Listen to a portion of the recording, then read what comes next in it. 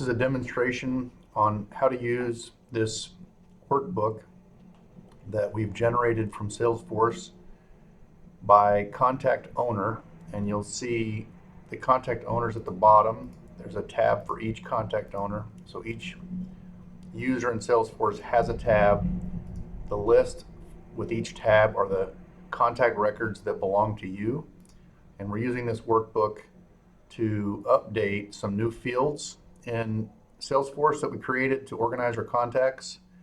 One is called contact type, which is basically an extension of account type, and the other is region. And so we're standardizing these things and getting all of our contact records updated with this information so that we can use these two fields for two reasons. One, we can use that as a filter in list views and in reports, and also it's what is the basis for the groups feature that we've added recently that allows each individual Salesforce user to create their own groups so that they can create their own lists and reports for the contacts that they want to track however they want to track them. An example would be I use groups and have for a long time for grouping my architects and engineers and general contractors that I call on regularly in the different markets that I go to. So for instance, when I go to Tulsa or when I go to Oklahoma City, I have a group of contacts for each area that I pull into reports or lists to either send out a mass email or a report with a call log for the last 3 months worth of calls and opportunities associated with those calls, so that when I go back in a month or two, I can remember who I talked to and what I talked to them about. So without these groups and without these new fields for our contacts, it's pretty hard to organize your contacts in a useful way. So I'm going to show you how to use the spreadsheet to update your contacts quickly. We're going to have that uploaded to Salesforce, so all the contacts in Salesforce going forward will have a contact type and a region. These fields or these columns that I'm showing you here, which are going to translate to the Salesforce record, and I'll show you that here in a minute. So easiest thing to do, I've already done most of my tab, which is why you can see they're filled in, and they pretty much just mimic the account type, and that makes that pretty easy as long as that's filled in Salesforce. And then the region, which is a new field and really has no previous basis. We've come up with a list of regions based on the areas that we call on and the best way to group those contacts. And that's a drop down, and I'll show you on a new tab that I'm just starting to work on how you use the filters in Excel to hopefully quickly update these two columns. And then we're going to put these spreadsheets back together in a workbook and send it back to our CRM admin, and they're going to update everything at once. So I'm going to use Gary Davenport's tab because those contacts are now my contacts.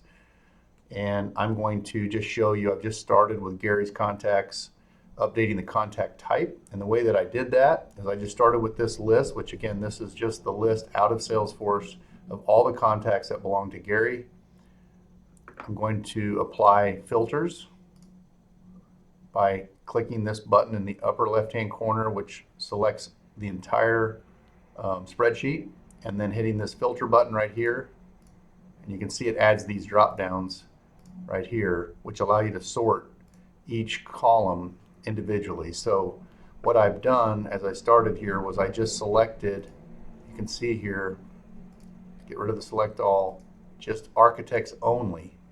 And when I did that, it created a list that pulled in all the contacts that their account type is architect.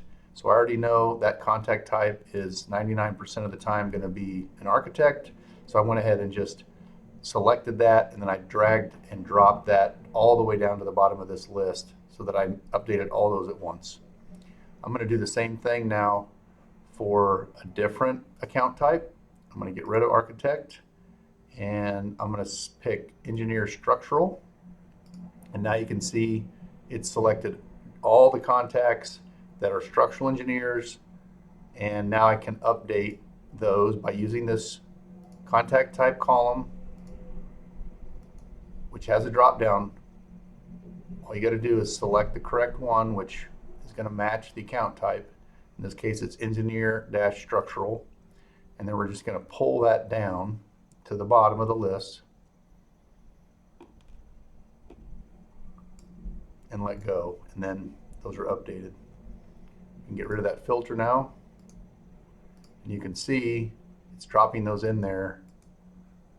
Earl, he's a structural engineer. He works for a structural engineer. You can see that that's been updated. So I'm going to go through one at a time, select each account type, and do that same type of an update until all these are filled in. There are contacts that do not have an account type because the account type they're associated with hasn't been, that field hasn't been filled out in Salesforce.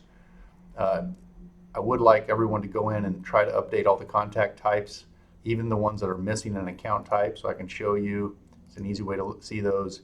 You can select just the blanks, and you can see in Gary's, didn't mean to zoom in here, but in Gary's contacts,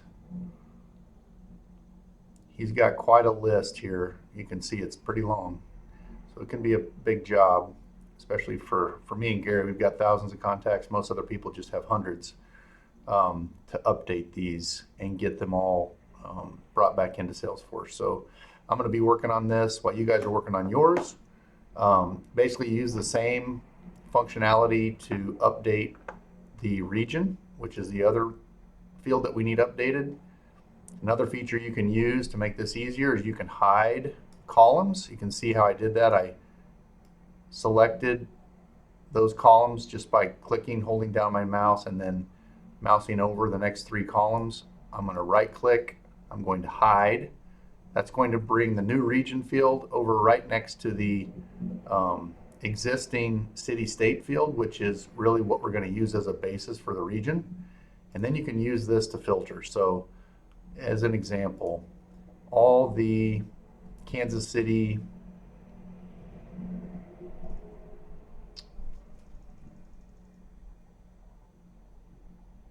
Missouri contacts, and I could also select the other cities on the Kansas City, Missouri side that are part of the metro area.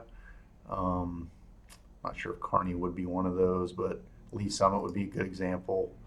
Liberty would be a good example. And you get the idea. And that way, when you get these cities in your list that are part of the metro area, and that's a bit of a judgment call, but I think we can all agree for the most part on what cities are part of a metro.